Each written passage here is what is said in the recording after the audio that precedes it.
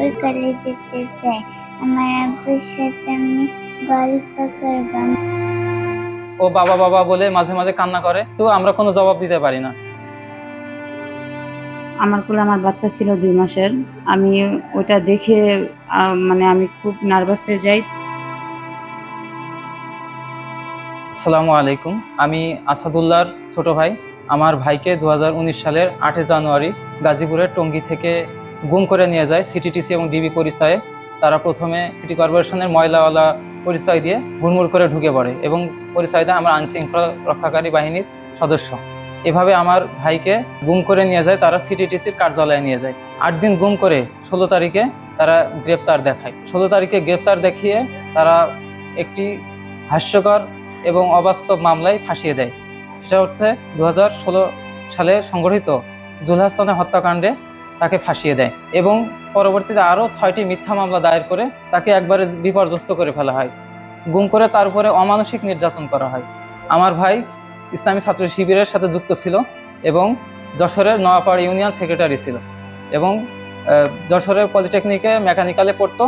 মেকানিক্যালে পড়া অবস্থায় ছাত্রলীগ কর্তৃক কয়েকবার সে নির্যাতিত হয়, তার উপরে টর্চার করা হয় ইসলামী ছাত্র শিবির করার কারণে।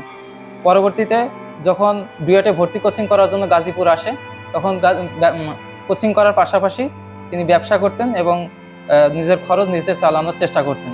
এভাবে তার সংসার এভাবে সে জীবনযাপন করতো এবং 2018 সালে বিবাহ করে এবং 19 সালে একটা কন্যা সন্তানের জনক হন। কিন্তু 2.5 মাস যখন বয়স, তখনই আইনশৃঙ্খলা রক্ষাকারী বাহিনীর সদস্যরা তাকে তুলে নিয়ে যায়। আমার ভাবি, ভাতিজি এবং আমার ভাই সহ সবাইকে তুলে নিয়ে যায় এবং পরবর্তীতে টঙ্গী পূর্ব থানা পুলিশের কাছে আমার ভাবিকে এবং বাচ্চাকে ছেড়ে দিয়ে তাদের দুজনকে সিটিটিসি এবং ডিবি কার্যালয়ে রমনায় নিয়ে যায়, মিন্টু রোডে। এভাবে তাকে গুম করে নিয়ে যায় এবং গুম করার পরে তার উপর অমানসিক নির্যাতন করা হয়। তার গোড়ালিতে আঘাত করে গোড়ালি ভেঙে দেওয়া হয় এবং তাকে বৈদ্যুতিক শক দিয়ে গোপনাঙ্গে বৈদ্যুতিক শক দেওয়া হয় এবং অমানসিক নির্যাতন করা হয়। তার কবজি এবং হাঁটু, পায়ে সব জায়গায় মোটা লাঠি দিয়ে বারবার আঘাত করা হয়। এভাবে তাকে আঘাত করতে করতে তাকে জোরপূর্বক স্বীকারোক্তি আদায় করে যে সে 2016 সালে সংঘটিত জুলহাসনায় হত্যাকাণ্ডে সে জড়িত ছিল। এভাবে জোরপূর্বক স্বীকারোক্তি আদায় করার পরে আমার ছোট ভাইকে 18 দিন গুম করার পরে 25 জানুয়ারি ছেড়ে দেয়। কিন্তু আমার ভাইকে এই মামলাগুলো ফাঁসিয়ে 16 তারিখে তাকে মিডিয়ার সামনে নিয়ে এসে অ্যারেস্ট দেখায়। কিন্তু এই 8 দিন কেন তাকে গুম করা হবে? কেন জোরপূর্বক স্বীকারোক্তি আদায় করার জন্য তাকে টর্চার করা হবে? এটা কোন আইনে আছে? এটা তো বাংলাদেশের সংবিধানের স্পষ্ট পরিপন্থী কাজ। সেই হিসেবে আইন শৃঙ্খলা রক্ষাকারী বাহিনীর সদস্যরা আমার ভাইকে অমানসিক নির্যাতন করে যে মিথ্যা স্বীকারোক্তি আদায় করেছে, এটা কোনোভাবেই কাম্য নয়। এখন পর্যন্ত তিনি জেলে আছেন। আমার ভাই ইসলামী ছাত্র শিবির করার কারণে বারবার নির্যাতিত হয়েছেন, কিন্তু এই মামলাগুলোর সাথে তার দূরতম সম্পর্ক নেই। তাকে 2019 সাল থেকে আজকে 2025 সাল শেষ হতে চললো, অথচ তিনি এখনো ভিতরে আছেন, কারাগারে অন্তঃপ্রকোষ্ঠে দিনাতিপাত করছেন। ইতিমধ্যে আমাদের 6টা মামলা দিয়েছিল, তার ভিতরে 2টি মামলা জামিন হয়েছে, কিন্তু আর বাকি মামলাগুলো জজেরা জামিন দিচ্ছে না। বিশেষ করে সন্ত্রাস বিরোধী ট্রাইব্যুনাল, গাজীপুরের সন্ত্রাস বিরোধী ট্রাইব্যুনাল, এই বিগত ফ্যাসিস্ট আমলের নিয়োগকৃত জজেরাই এখনো বসে আছেন এবং তারা এই মামলাগুলো জামিন দিতে চাচ্ছে না। এজন্য আমরা হাইকোর্টে নিচ্ছি। আমরা আশা করব সরকার এবং দায়িত্বশীল ব্যক্তিবৃন্দ আমার ভাইয়ের প্রতি সুদৃষ্টি আকর্ষণ করে আমার ভাইয়ের মামলাগুলো খারিজ করে দেবেন, কারণ এই মামলাগুলোর সাথে আমার ভাইয়ের দূরতম সম্পর্কও নেই। আমার ভাই 2018 সালে বিবাহ করেছেন এবং 2019 সালেই অ্যারেস্ট হয়েছেন। সেই হিসেবে আসলে নববিবাহিতা একজন স্ত্রী এইভাবে দিনাতিপাত করছেন, এটা খুবই মানবতার প্রতি লাঞ্ছনা, মানবতার প্রতি একটা লজ্জাজনক বিষয় যে মিথ্যা মামলায় 7 বছর যাবৎ তিনি ভিতরে আছেন। আমার ভাতিজি আফিয়া সিদ্দিকা, ও বাবা বাবা বলে মাঝে মাঝে কান্না করে এবং বলে আমার বাবা কবে আসবে, আমার বাবার কি হবে, ও খুব টেনশন করে, কিন্তু আমরা কোনো জবাব দিতে পারি না। ও কতগুলো ঈদ চলে গেল অথচ বাবার কোলে যেতে পারে না। কতগুলো ঈদ চলে গেল, ওর বাবার কোনো খোঁজ নেই, ওর বাবাকে জড়িয়ে ধরে ও ঈদ করতে পারে না। ওরা আমার কাছে জিজ্ঞেস করে চাচু আমার বাবা কবে আসবে, কিন্তু আমরা কোনো জবাব দিতে পারি না। আমরা বাকরুদ্ধ হয়ে যাই। এই মাসুম বাচ্চা ছোটবেলা থেকেই এভাবে বাবা ছাড়া বড় হচ্ছে, কিন্তু আমরা জাতির বিবেক হয়ে আমরা কি করছি? আমরা আমরা তো শুধু তামাশা দেখছি।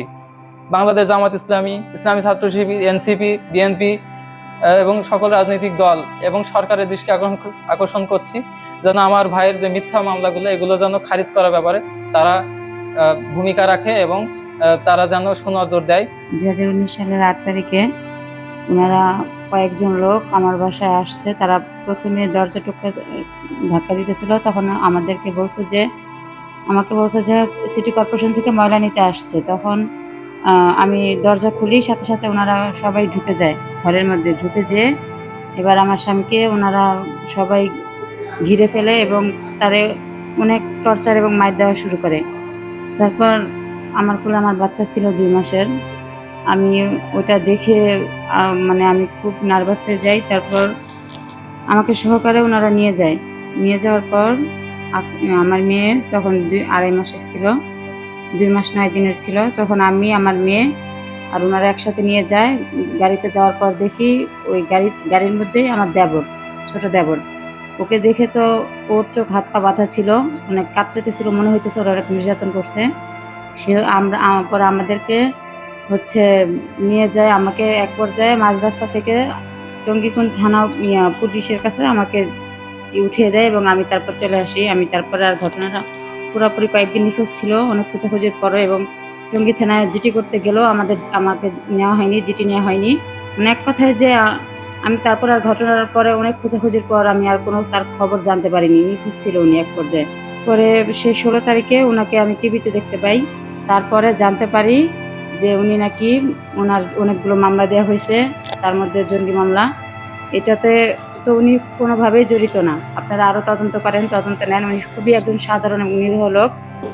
এক পর্যায়ে জানতে পারি যে ওনার কোর্টে যখন উঠায় তখন রায় দেওয়ার সময় জানতে পারি যে ওনার 24 জন সাক্ষী ছিলেন, তার মধ্যে একজনও ওনাকে চেনে না। কেউই বলতে পারতেছে না যে উনি প্রকৃত আসামি, শিবির করতো উনি। তাছাড়া উনি কোনো কিছুর মধ্যেই জড়িত না। এখন জামিনের জন্য তো অনেক চেষ্টা করতেছে আমরা, কোথা থেকেও কোনো ভালো সাড়া মিলতেছে না। এখন আমি দেশবাসীর কাছে এবং সরকারের কাছে আবেদন জানাতে চাই যে আপনারা একটু সহজ করে দেন আমাদের জন্য। এই বাচ্চাটার দিকে তাকাই হলো আমাদের জন্য একটু সহজ করে দেন। আর আমাদের এভাবে আমরা অনেক কষ্টে জীবনযাপন করতেছি, আপনারা আমাদের জন্য একটু সাহায্য করেন। আমি আমার আব্বুর কাছে যেতে চাই। আমার আব্বুর সাথে আমি গল্প করবো, আমার আব্বুর সাথে আমি খেলবো।